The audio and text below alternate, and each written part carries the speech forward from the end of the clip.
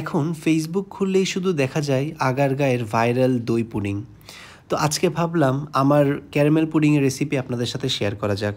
এর জন্য আপনাদের দরকার দুধ, চিনি, ডিম আর ভ্যানিলা এসেন্স।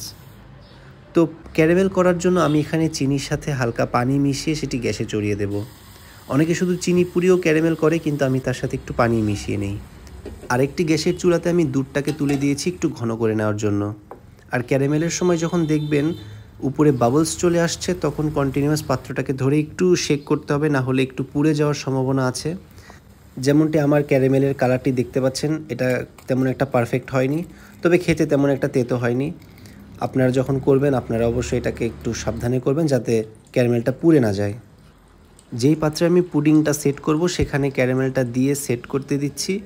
আর এখানে দুধ যখন একটু ঘন হয়ে আসবে তখন আমি আমার স্বাদ অনুযায়ী সেখানে চিনি অ্যাড করে দেব। আমি এখানে 3 চামচ চিনি দিয়েছি, আপনারা আপনাদের পছন্দ মতো চিনি অ্যাড করে দেবেন।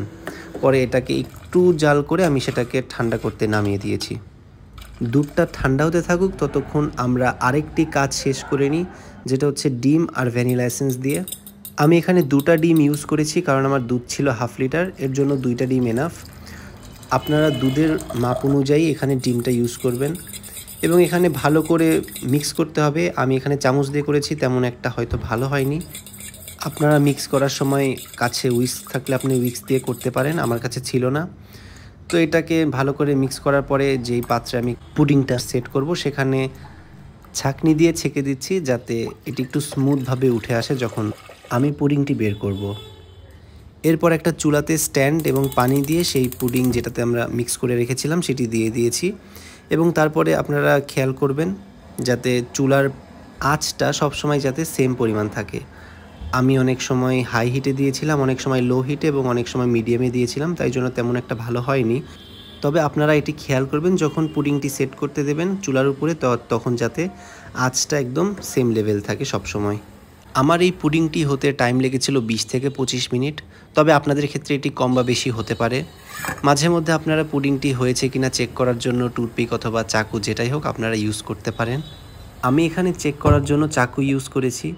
আর যখন দেখলাম যে হয়ে গেছে তখন চুলাটাকে বন্ধ করে সেটিকে তুলে ঠান্ডা করতে রেখে দিয়েছি। একদম গরম অবস্থায় ফ্রিজে না রাখাই ভালো। যখন একটু ঠান্ডা হয়ে যাবে তখন সেটিকে আপনারা ফ্রিজে রেখে সেট হতে দেবেন। আমি 3 থেকে 4 ঘন্টা এটাকে ফ্রিজে রেখে দিয়েছিলাম এবং তারপরে এটাকে বের করেছি। তো দেখতেই পাচ্ছেন ক্যারামেল পুডিংটা কেমন হয়েছে। আপনারা সবাই বাসাতে এই পুডিংটা একবার অবশ্যই ট্রাই করবেন। আজকের ভিডিও এই পর্যন্তই। যদি ভালো লেগে থাকে প্লিজ লাইক অ্যান্ড ফলো। দেখা হবে অন্য কোনো ভিডিওতে।